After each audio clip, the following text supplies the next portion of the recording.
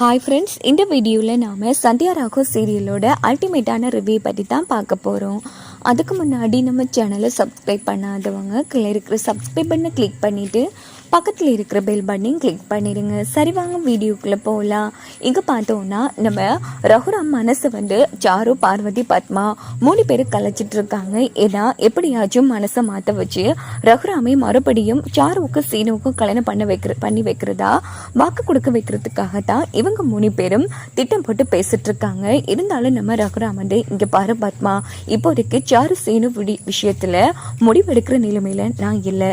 அதனால நீங்கள் கேட்ட கேள்விக்கான பதில் நாளைக்கு உங்க எல்லாருக்கும் சொல்லப்படும் அப்படின்னுட்டு ரகுராம் அங்கிருந்து போனதும், அண்ணி கண்டிப்பா நீங்க வேணும்னா பாருங்க, அண்ணன் சாரு சீனு 2 பேருக்கும் கல்யாணம் பண்ணி வைக்கிறதா தான் முடிவெடுப்பாரு அப்படின்னதும் சாரு ரொம்ப சந்தோஷப்படுறாங்க. அத்தை ரொம்ப நன்றி அத்தை, எனக்காக பெரியப்பா கிட்ட பேசினதுக்கு அப்படின்னதும், இங்க பாரு நீ தான் என் மருமக, அந்த இடத்துக்கு வேற யாரும் வர முடியாது சாரு அப்படின்னு பத்மாவும் அந்த இடத்துல சந்தோஷமா பேசிக்கிறாங்க. அன்னைக்கு காலையில காமிக்கிறாங்க எல்லாருமே ஒண்ணு கூடி இருந்து, ரகுராம் என்னப்பா எல்லாரையும் வர சொல்லியிருக்க, ஆமா என்ன விஷயம் அப்படின்னதும், உடனே நம்ம ரகுராம் எல்லாம் ஒரு சந்தோஷமான விஷயம் தாமா, நம்ம வீட்டுல மறுபடியும் ஒரு கல்யாண பேச்சு நடக்க போகுது அப்படின்னதும் நம்ம சாரு செம்ம ஹாப்பி ஆகுறாங்க. என்னப்பா சொல்ற, ஆமாமா நம்ம சீனு வாழ்க்கையை பத்தி தான் பேசுறோம் அப்படின்னதும் மாயாவுக்கும் ஜானகிக்கும் தலையில இடி விழுந்த மாதிரி போயிடுது. மறுபடியும் சீனு சாரு விஷயத்தை தான் நம்ம ரகுராம் பேச போறாங்கன்னு என்னப்பா சொல்ற, இப்போதானிப்பா புயல் அடிச்சு ஓஞ்சிருக்கு மறுபடியுமா அப்படின்னதும், இல்லம்மா இந்த விஷயத்தினா கட்டாயம் பேசியே ஆகணும். ஏன்னா சாரு இந்த வீட்டுல ஒருத்தியா, அதுவும் நம்ம குடும்பத்துல ஒருத்தியா தங்கியிருக்கா. அவளுக்கான அங்கீகாரமும் அடையாளமும் கிடைக்கணும்னு ஆசைப்படுறாமா. அதனால அவ சொல்றதும் ஒரு வகையில சரிதானே. 4 பேர் 4 விதமா பேசக்கூடாது. அதனால முடிவு பண்ணிட்டேன். இங்க பாருங்கம்மா, இப்போ சீனு மாயா விஷயத்த பொறுத்த வரைக்கும் அவங்க 2 பேரும் ஒருத்தருக்கு ஒருத்தர் காதலிச்சிருக்காங்க. அதுக்காக இப்போ வரைக்கும் அவங்க தனக்கு ஒருத்தருக்கு ஒருத்தர் மறந்துட்டாங்கன்னு அர்த்தம் இல்லை. எனக்கும் காதலனா தெரியுமா, அதனால நான் சீனுவுக்கும் சாருவுக்கும் கல்யாணம் பண்ண வச்சு அவங்க 2 பேரும் வாழ்க்கையை கெடுக்க விரும்ப இல்லை.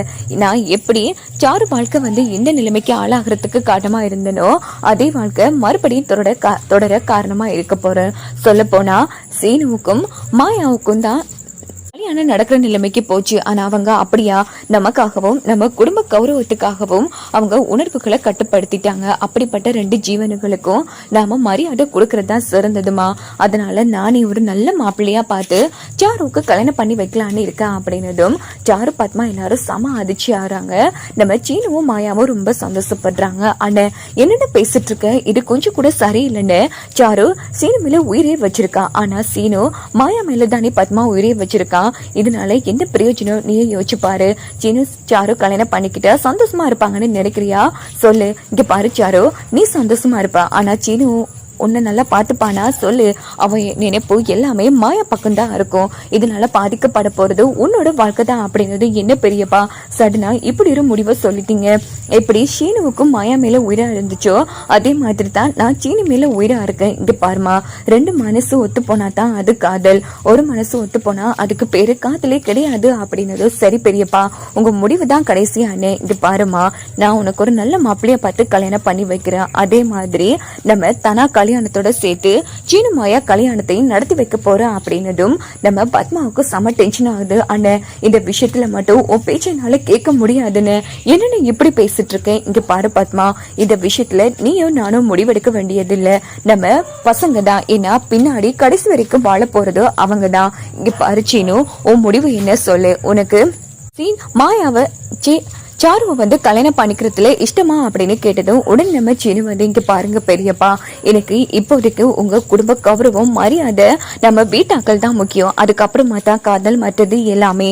நீங்க எந்த பொண்ணை காட்டி கல்யாணம் பண்ண சொல்றீங்களோ அந்த பொண்ணுக்கு தான் நான் தாலி கட்டுவான் அப்படின்னதும் உடனே நம்ம ரகுராம் பாத்தியா, சின்ன பசங்க அவங்களே நம்ம உணர்வை மதிக்கும் போது நாம எப்படி பத்மா விலகி போக முடியும். நான் முடிவு பண்ணிட்டேன். இங்க பாரு, உனக்கு சீனுவுக்கும் உனக்கு மாயாவுக்கும் கல்யாணம் பண்ணி வைக்க வேண்டியது என்னோட பொறுப்பு அப்படின்னு ரகுராம் வாக்கு கொடுத்ததும் சீனு ரொம்ப சந்தோஷப்பட்டு நம்ம ரகுராம கட்டி பிடிக்கிறாங்க. சரி, இங்க பாருங்க 2 பேரும் சந்தோஷமா இருங்க. இங்க பாருமா சாரு, என் பேச்சுக்கு நீ மரியாதை கொடுப்ப, அதே மாதிரி உன் எதிர்காலத்தை பார்த்துட்டு தான் நான் இவ்வளவு பெரிய முடிவு எடுத்திருக்கமா.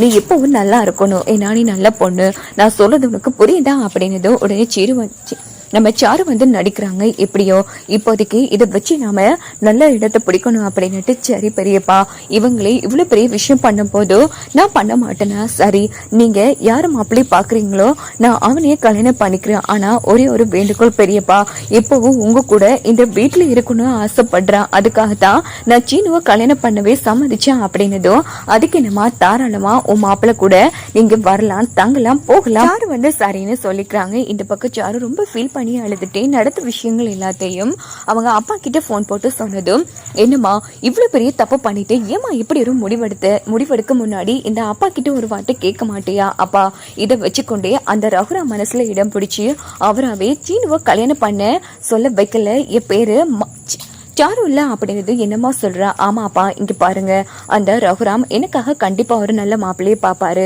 கல்யாணம் வரைக்கும் போகும். அந்த சீனு மாயா கல்யாணம் நடக்கிறதுக்கு முன்னாடியே என்னோட கல்யாணம் நடக்கணும்னு நீங்களா வந்து பேசுங்க. அதே மாதிரி ரகுராமும் கல்யாணத்துக்கு ஏற்பாடு பண்ணுவாரு. மனமிட வரைக்கும் மாப்பிள்ளை வரணும். தாலி கட்டுற அடுத்த நொடி மாப்பிள்ளை இருக்க கூடாதுப்பா. அதனால கண்டிப்பா தான் கொடுத்த வாக்க மீறக்கூடாதுங்கிறதுக்காக சீனுவ உடனே அந்த ரகுராம் என்னோட கழுத்துல தாலி கட்ட சொல்லுவாரு.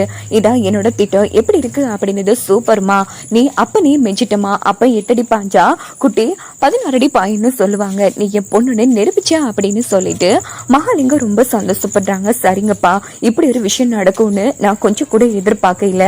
ஆனா கண்டிப்பா சொல்றேன், அந்த எனக்கு கல்யாணம் நடக்கிறதுக்குள்ள அந்த மாயா சீனுவை பிரிக்கல. என் பேரு சாருலிங்கிற மாதிரி ரொம்ப மோசமா பேசிட்டு இருக்காங்க. நம்ம சாருக்கு பார்த்தோம்னா மாயாவும் சீனுவும் ரொம்ப ஹாப்பியா இருக்காங்க. பெரியப்பா இப்படி ஒரு முடிவு எடுப்பாருன்னு நான் கொஞ்சம் கூட எதிர்பார்க்கல. சீனு எனக்கு ரொம்ப சந்தோஷமா இருக்கு. ஆமா மாயா, நம்ம 2 பேரும் கல்யாணம் பண்ண போறோம்.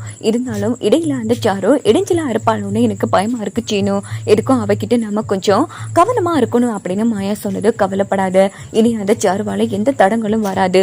எவ்வளவு தடங்கள் வந்தாலும் நம்ம பெரியப்பா ஆசீர்வாதம் நமக்கு கிடைச்சா போதும். அதுக்கப்புறமா நல்லபடியா நம்ம வாழலாம் அப்படின்னு சீனு மாயா வந்து செம்ம ஹாப்பியா அந்த இடத்துல பேசிட்டு இருக்காங்க. இன்னொரு பக்கம் பார்த்தோம்னா அந்த இடத்துக்கு நம்ம ஜானகி வராங்க. எப்படியோ அவராவே உங்க 2 பேருக்கும் கல்யாணம் பண்ணி கொடுப்பேன் அப்படின்னு வாக்கு கொடுத்துட்டாரு.